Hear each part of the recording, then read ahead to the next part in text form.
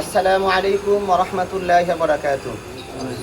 প্রিয় সাংবাদিক ভাই ও বন্ধুগণ, নবাবগঞ্জ আইডিয়াল মাদ্রাসার সম্মানিত অধ্যক্ষ জনাব মোহাম্মদ আলী সারির বিরুদ্ধে মাদ্রাসার শিক্ষার্থীর মা মোসাম্মদ শিল্পী বেগম কর্তৃক আনিত মিথ্যা অভিযোগ ও মামলার বিরুদ্ধে সংবাদ সম্মেলন ও প্রতিবাদ লিপি। আমরা নবাবগঞ্জ আইডিয়াল মাদ্রাসার শিক্ষকবৃন্দ ও অভিভাবকবৃন্দ আজ দুঃখ ভারাক্রান্ত মন নিয়ে আপনাদের সামনে হাজির হয়েছে।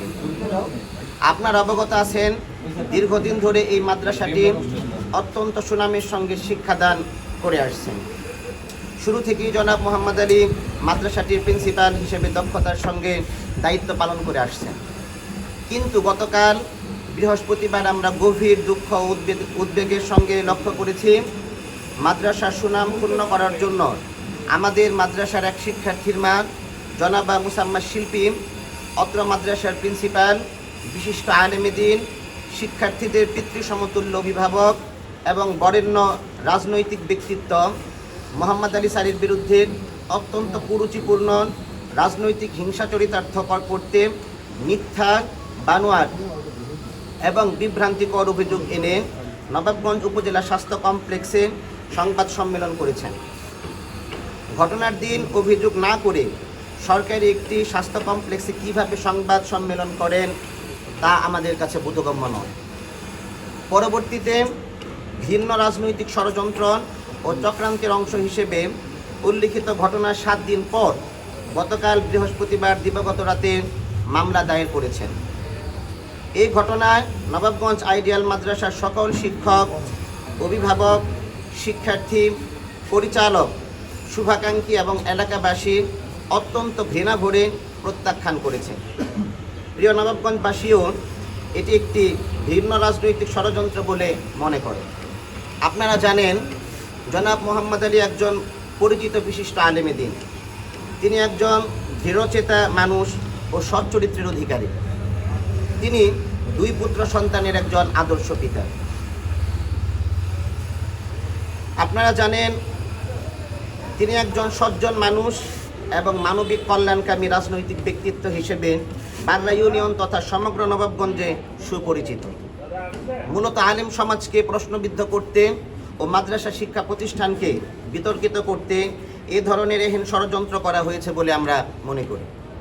প্রিয় সাংবাদিক বন্ধুগণ, গত বৃহস্পতিবার মিথ্যা ঘটনার বিবরণে আয়োজিত সংবাদ সম্মেলনে ঘটনার তারিখ উল্লেখ করা হয়েছে 23শে সেপ্টেম্বর 2025। অথচ ওই দিন তিনি মাদ্রাসাতে উপস্থিত ছিলেন না। আমাদের মাদ্রাসা প্রিন্সিপাল স্যার সেদিন মাদ্রাসায় উপস্থিত ছিলেন না।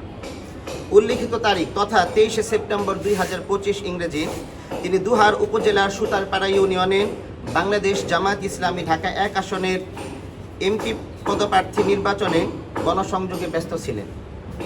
আমাদের কাছে তার ভিডিও ফুটেজও রয়েছে। সারাদিন ব্যাপী সেখানে তিনি গণসংযোগ করেছেন।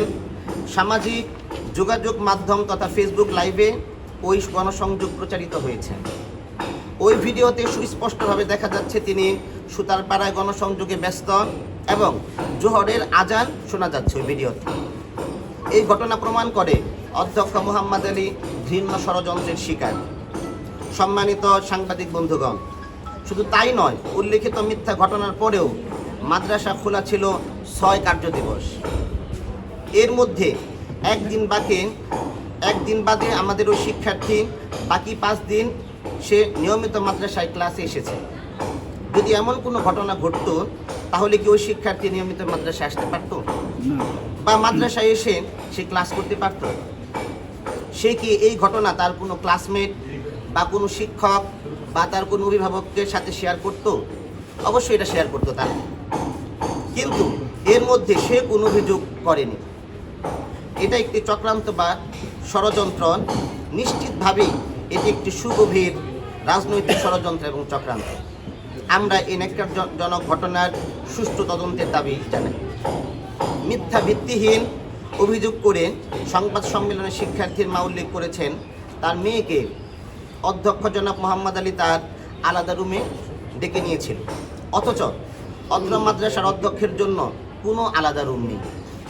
অধ্যক্ষ মোহাম্মদ আলী যে রুমে বসেন ওই রুমের ভিতরেই শিক্ষক এবং অফিস সহকারীরাও বসেন।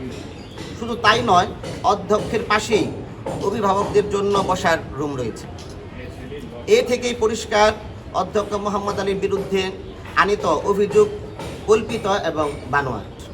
এই ঘটনার মাধ্যমে মাদ্রাসার সুনামসহ একজন সম্ভাবনাময়ী, সচ্চরিত্রবান, দেশপ্রেমিক, আলেম ও রাজনৈতিক ব্যক্তিত্বকে প্রশ্নবিদ্ধ করার অপচেষ্টা করা হয়েছে। তিনি আসলে রাজনৈতিক প্রতিহিংসার শিকার। আসুন আমরা সবাই ন্যায় ও সত্যের পক্ষে ঐক্যবদ্ধ হই। আমরা আল্লাহর নিকট জবাবদিহিতাকে ভয় করি। আমরা বিশ্বাস করি সত্য প্রকাশিত হবেই ইনশাআল্লাহ।